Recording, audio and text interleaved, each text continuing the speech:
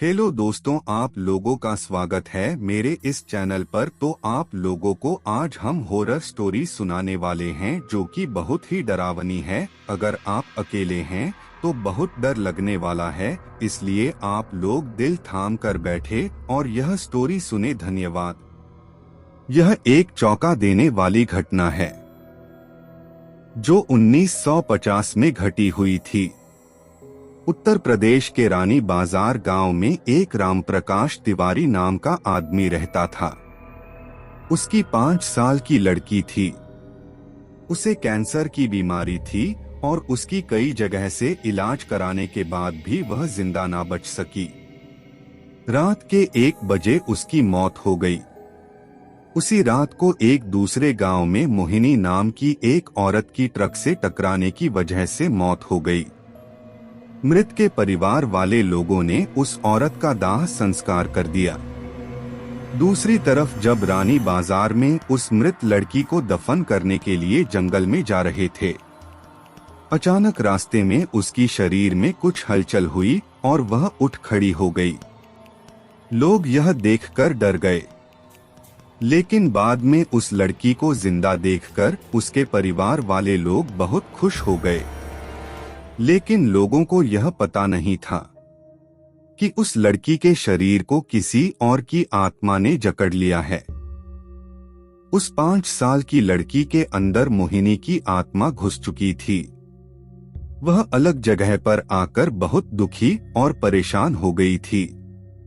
उसका खाना खाने में भी मन नहीं लगता था, लेकिन उसकी माँ उसे अपने हाथों से खाना खिला देती थी। एक दिन वह लड़की अपनी माँ के साथ उसके मामाजी के घर जा रही थी और रास्ते में अचानक वह जगह आई जहाँ मोहिनी की ट्रक से मौत हो गई थी। उस बच्ची ने अपनी माँ को इशारा करके बताया कि यह रास्ता उसके गांव की तरफ जाता है।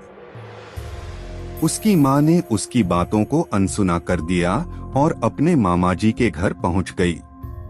उसके मामाजी के घर के पास मोहिनी के गांव की एक औरत सिमरन किसी काम से आई हुई थी।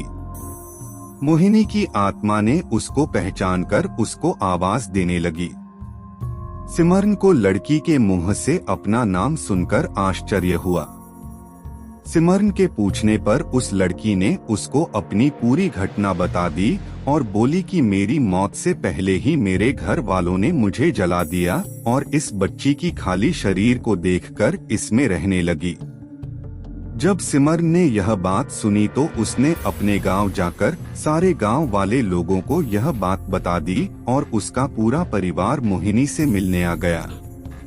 उस लड़की ने सबको पहचान लिया और वह अपने पूरे परिवार के साथ अपने गांव चली गई और उसने वापस रानी बाजार आने के लिए मना कर दिया, लेकिन लोगों के समझाने पर वह मान गई। इस तरह वह दोनों परिवारों के साथ रहने लगी। इस कहानी से पता चलता है कि कभी किसी की अधूरी इच्छा पूरी ना हुई हो तो उसकी आत्मा किसी और के शरीर में जा सकती है। तो आपको इसी तरह का अगर हॉरर स्टोरी सुनना पसंद है तो मेरे चैनल को सब्सक्राइब करके बेल आइकन को दबाना ना भूले ताकि आपको और भी वीडियो इसी तरह के मिले। इससे भी अच्छा तो चलते हैं, अब मिलते हैं दूसरे वीडियो में, तब तक के लिए बाय। धन्यवाद।